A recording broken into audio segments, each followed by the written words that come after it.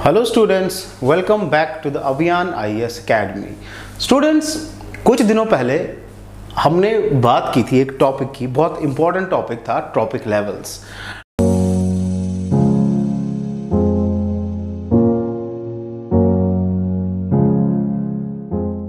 Topic का नाम था ट्रॉपिक लेवल्स।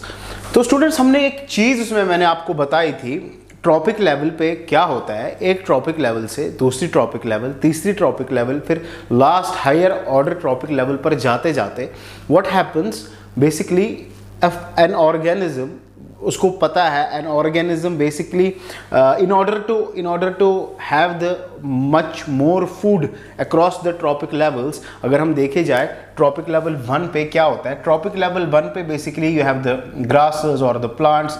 अब इनको जो खाते हैं बेसिकली इनको ट्रॉपिक लेवल 2 पे चूहे वगैरह, सपोज एक ग्रासेस वगैरह खा रहे हैं, लेकिन चूहों को खाने के लिए फिर उससे हायर ऑर्गेनिज्म और उससे हायर ऑर्गेनिज्म। अगर हम देखा जाए एनर्जी जो है, हमको पता है एनर्जी फ्लो में एनर्जी क्या हो रहा है, एनर्जी कम हो रही है जो हम ऊपर ऊपर जाते हैं। Now that is the problem basically, once we know energy is decreasing as we go higher in the tropic levels. In order to consume much more food, organism has to do now what? He has to consume basically more food. अगर चूहा उतना घास, basically चूहा कम ही घास खाता है as compare to जितना हिरन जो है या जितना जो जयकाल है जितने चूहे खाएगा। और अगर देखा जाए जितना ऑर्गेनिज्म लेवल ऊपर ऊपर जा रही है उतना फूड कंटेंट इंक्रीज हो रहा है। अब यहाँ पर एक चीज इसके साथ है, इतनी कहानी इतनी सिंपल नहीं थी कहानी, बेसिकली कहानी में एक ट्विस्ट था, एक कंसेप्ट इसमें आता है pollutants across the trophic level. अब यानी कि pollutants across the trophic level यानी कि एंड द ट्रॉपिक लेवल का मतलब ये है जितना आप ऊपर ऊपर जा रहे हो बेसिकली कहानी उतनी सिंपल नहीं है। What happens, there are the pollutants यानी कि those non biodegradable toxic substances. अगर किसी भी तरीके से किसी भी कारण कहीं भी से भी एक बेसिकली एक व्हाट वी सपोज एक क्लोरिनेटेड हाइड्रोकार्बन या कोई भी नॉन बायोडिग्रेडेबल सब्सटेंस जिसमें ये कैपेबिलिटी है कि वो अक्रॉस द फूड चेन अच्छे से क्या करे, अच्छे से ट्रांसफर हो जाए, उसी चीज़ को हम बेसिकली क्या बोलते हैं, pollutant and the trophic level, या उसको हम बेसिकली जाना जाते हैं इस टॉपिक से जिसको हम बायो मैग्निफिकेशन बोलते हैं। बायो मैग्निफिकेशन बहुत इंपॉर्टेंट, बहुत कंसेप्ट तो इंपॉर्टेंट है ही, लेकिन इसकी प्रैक्टिकलिटी बहुत खतरनाक है। यानी कि अगर हम देखे जाए cross the food chain, mercury अगर हम बात करें, हमने बहुत सुना होगा मिनीमाता डिजीज़, या फिर वहाँ पे हुआ क्या था मिनीमाता डिजीज़ में, कैसे ये काम करता है। बेसिकली ये जो आप इंड्यूस कर देते हो किसी भी तरीके से अपना कोई भी नॉन बायोडिग्रेडेबल टॉक्सिक सब्सटेंस जिसमें पूरी ये क्षमता है कि वो एक लेवल से दूसरे लेवल पहुंच जाए। यानी कि ग्रासेस पे आपने वही वाली एग्जांपल हम देंगे डीडीटी वाली, जब आपने इंसेक्टिसाइड्स ग्रासेस पे पुट कर दिए, ग्रासेस को फिर खाने के लिए क्या हो गया, in order to consume more grasses because the energy has to be get transferred very low, the energy which is transferring from one level to another is only 10%. Now food has to be consumed more so that energy can basically be adequate, बराबर energy आ जाए उस organism को survive करने के लिए। तो अगर घासेस basically कम ही खाए जाते हैं चूहे के थ्रू, लेकिन चूहे बेसिकली 4-5 कंज्यूम कर सकता है एक जयकाल, और जयकाल बेसिकली बहुत बड़ा एक ऑर्गेनिज्म है एज कम्पेयर टू चूहा, तो वो उसमें बहुत ज़्यादा जमा हो जाएगा। यानी कि जो यहाँ पे इंड्यूस आप चीज़ कर रहे हो T1 पे, वो ऊपर जाते जाते अक्रॉस द ट्रॉपिक लेवल ऊपर जाते जाते वो चीज़ इंक्रीज हो रही है, वो चीज़ बढ़ रही है।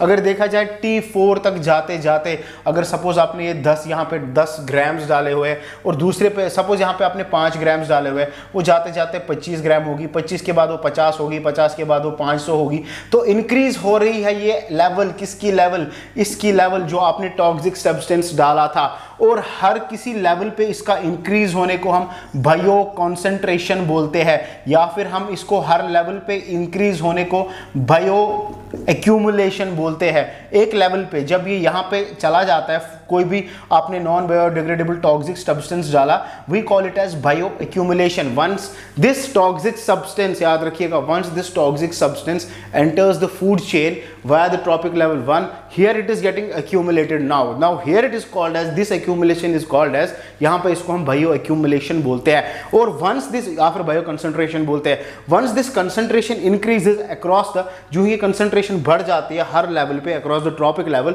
Eight the end this will be magnified, this will be enlarge, तभी इसको एंड पे बायो मैग्निफिकेशन बोलते हैं। अब ये टॉक्सिक सब्सटेंस क्या है, ये कैसे हो सकते हैं, इसकी एग्जाम्पल्स क्या है? अगर एग्जाम्पल्स की बात करें, नाउ वी नो कि energy has to be transferred only one person, and basically this organic matter जो ऊपर ऊपर जाना है, ये भी क्या होगा, ये भी कम कम चला जाएगा। Now in order to have that more of the energy and more of the organic matter, the secondary trophic level और द टर्शियरी ट्रॉपिक लेवल वो ज़्यादा खाना खाने लगता है, और खाना ज़्यादा ही खाता है।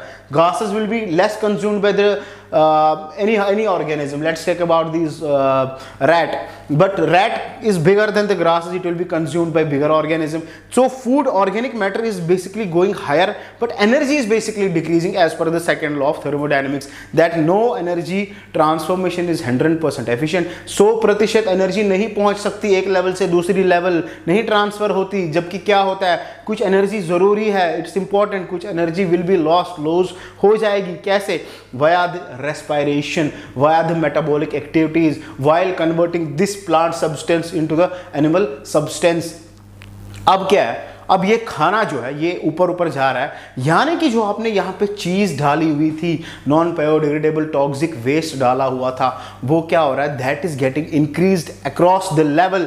हमने एग्जाम्पल में डीडीटी की एग्जाम्पल समझेंगे। डीडीटी हमने ये जो है ये इंसेक्टिसाइड बेसिकली ये जो इंसेक्टिसाइड हमने यहाँ पे डाला हुआ है, डीडीटी की कहानी और वल्चर्स की कहानी मैंने इससे पहले भी आपको सुनाई हुई है। डीडीटी की कहानी बेसिकली वल्चर्स का एक दुखद कहानी है कि वल्चर्स जो है बेचारे, एक तो वो हमारे डिकम्पोजर्स है, अगर वो नहीं होते तो हमारा जितना भी ऑर्गेनिक मटेरियल था ये इनऑर्गेनिक में कन्वर्ट नहीं हो पाता। तो डिकम्पोजर्स की बहुत बहुत बहुत इंपॉर्टेंस होती है। यहाँ पे ये पता चलता है हमारे पास चेन, फूड चेन भी दो टाइप की होती है, एक ग्रेजिंग फूड चेन, दूसरी इनफैक्ट खुद डेट्रीवोरस फूड चेन या डेट्रीवोरस फूड, या जिसको हम what we call as detrivorous food chain भी बोलते हैं, detrivorous food chain। या so these type of food chain, या फिर जो detrivorous food chain जो होती है वो इनफैक्ट इन्हीं डिकम्पोजर से शुरू होती है, जबकि ग्रेजिंग फूड चेन नॉर्मल हमारे फाइटोप्लैंक्टन्स की बात करो, एक्वाटिक इकोसिस्टम, या फिर इन ग्रासेस से जो लैंड इकोसिस्टम में है। But these basically these DDTs, once what you do, जब आप इनको छिड़कते हो बेसिकली किन पे, इन अपने प्लांट्स पे, ट्रॉपिक लेवल 1 पे।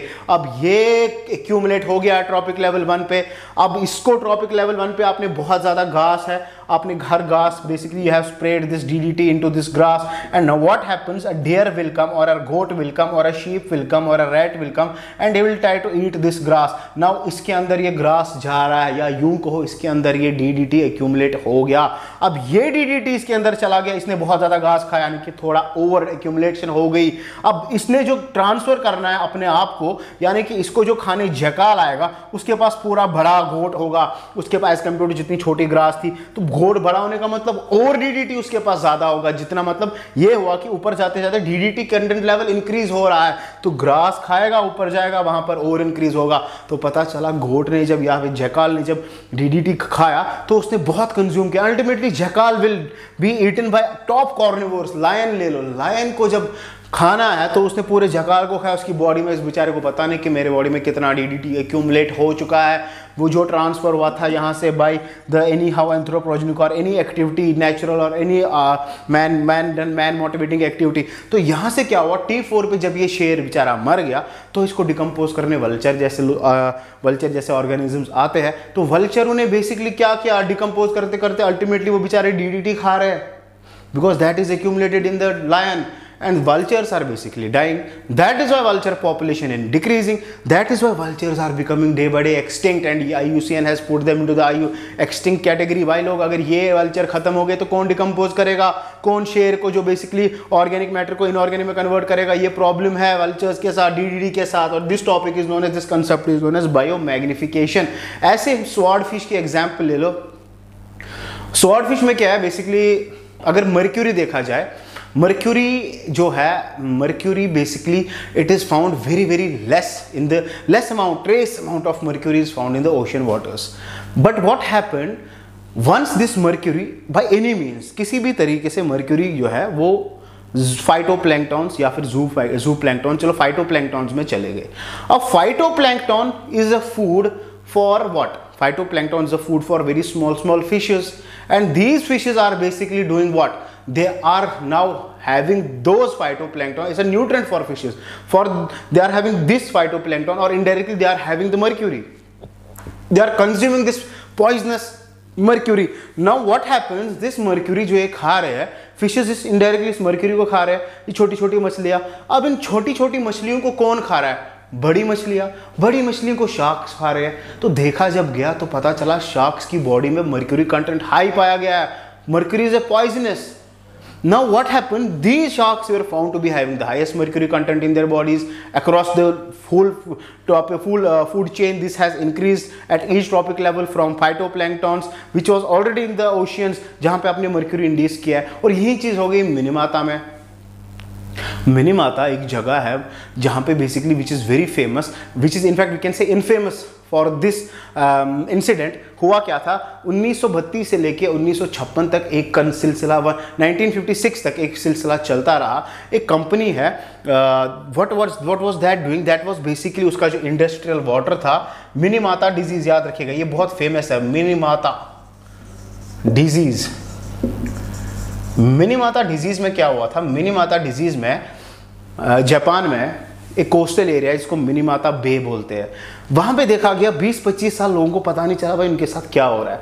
बेसिकली वो जो फिश खा रहे थे, वो जो मछलियाँ खा रहे थे, वो जो मछलियों का बिजनेस भी कर रहे थे, तो दे वर बेसिकली वहाँ के जानवर, वहाँ का फ्लोरा, वहाँ का फोना, वहाँ के लोग, वहाँ की पूरी economic activity basically day by day it was getting affected because they were not aware. उनको पता नहीं था भाई वो जो मछलियाँ खा रहे हैं उनमें मर्क्यूरी है, वो जो फिशेस कंज्यूम कर रहे हैं, सी फूड फिश कंज्यूम कर रहे हैं या बड़ी मछलियाँ कंज्यूम कर रहे हैं, उनमें मर्क्यूरी कंटेंट हाई. और ये mercury such a dangerous basically thing कि जब ये कंज्यूम होता है तो आपका mental disorder, you start to have your mental disorder, in fact you can get paralyzed, you can have the blurred vision, you can have neurological disorders, you can have all these basically ill-fated effects on your body while you consume the mercury. Mercury is a toxic substance. Now once these people get to know that a company थी जिसको चिसोतो, basically चिसोतो Minimata भी इसको बोलते हैं, चिसोतो corporation ने क्या करा, वो अपना इंडस्ट्रियल वाटर इस समंदर के पोल्यूट कर देती थी, अपने इस पानी, समंदर के पानी को, पूरा इंडस्ट्रियल वाटर,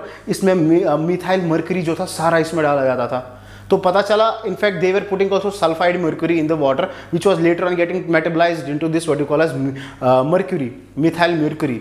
तो ये जब मिथाइल मर्क्यूरी इन फाइटोप्लैंक्टॉन्स के पास चला गया, जिनको बेसिकली छोटी मछलियों ने खाया, छोटी मछलियों के साथ बढ़ते अल्टीमेटली वो लार्ज फिशेस पे आ गया, जिसको पकड़ते थे मछुआरे और बेचारे खाते गए. अल्टीमेटली 20-25 साल पता चला 25 से 30 हज़ारों को मिनीमाता डिजीज हो चुकी है which is now caused by mercury. Basically ये भी पता चला वहाँ के जानवर इतने इफेक्ट्स हो गए हैं कि वहाँ पे जो what you call as fishes, they were called as dancing fish, cats, they were called as dancing cats over there, dancing cats, and such where the effect of this mercury. तो यहाँ पर ये पता चला कि ये मिनीमाता डिजीज का concept भी बेसिकली किसके ऊपर था? It was on the basis of biomagnification, जिसको हम क्या बोलते हैं, जिसको हम बेसिकली बायो एक्यूमुलेशन भी बोलते हैं. अब इसका अपोजिट जो है बायोमैग्निफिकेशन का, that is called as bio dilution. उसमें क्या होता है? डाइल्यूट होती है चीज़ें, उसमें नॉन बायोडिग्रेडेबल नहीं, बायोडिग्रेडेबल टॉक्सिक सब बायोडिग्रेडेबल सब्सटेंस होती है जो कि ऊपर जाते जाते खत्म हो जाती है. So that's all about what you call as biomagnification.